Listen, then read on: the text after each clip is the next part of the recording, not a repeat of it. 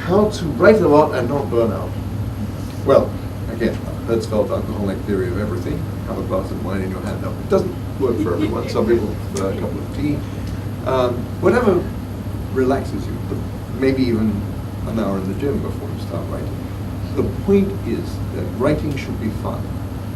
Writing should not be existential torture. And if it is, somebody is giving you bad advice. Now, the worst advice, in my view, is to tell a student, you've got to decide before you write exactly what you're going to write about. So give me an outline. It's okay to tell a student, give me an outline, but don't hold the student to it. Because the outline should be nothing more than a guide, a general guide, that may or may not help you. Let me tell you how I write. You already know about a glass of wine, maybe even two. I sit down and I'm sort of pacing up and down a little bit like this too in between, especially now that I have this wretched thing that my wife gave me that demands that I have to take, what is it, 250 paces every hour? Awful. Anyway, well, I'm losing weight, so I suppose I should.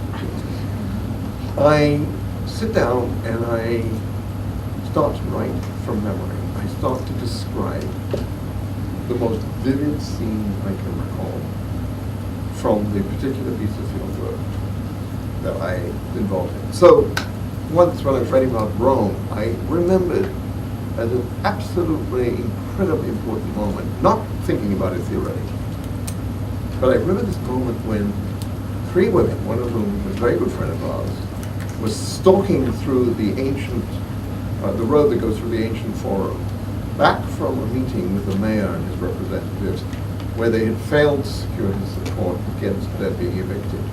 And the whole story I was telling was how these people ended up getting evicted from their homes.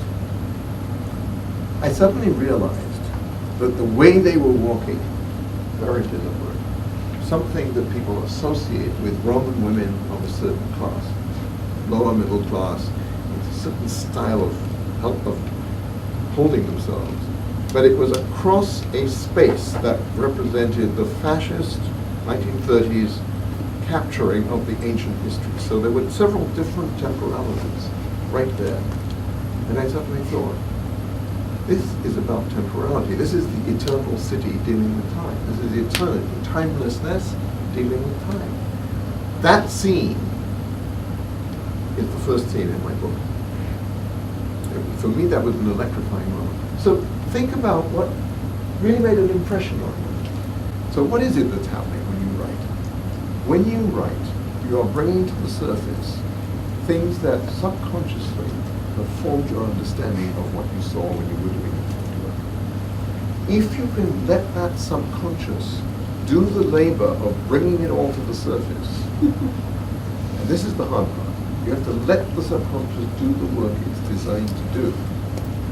If you try to tell it, don't come out until I'm ready to tell you where you belong theoretically, it will rebel and you will have burnout and you will have writer's block and all of these unpleasant things. You won't be able to do anything. But if instead you say, well, I don't really understand why I want to write about this, but it feels right, it feels like something important, and write it. When you look at it, you will know what you're writing about. And then you will say, yeah, and you know what? This is a very good example of why I disagreed with Goffman's theory of dramaturgical theory of social interaction. It doesn't work here.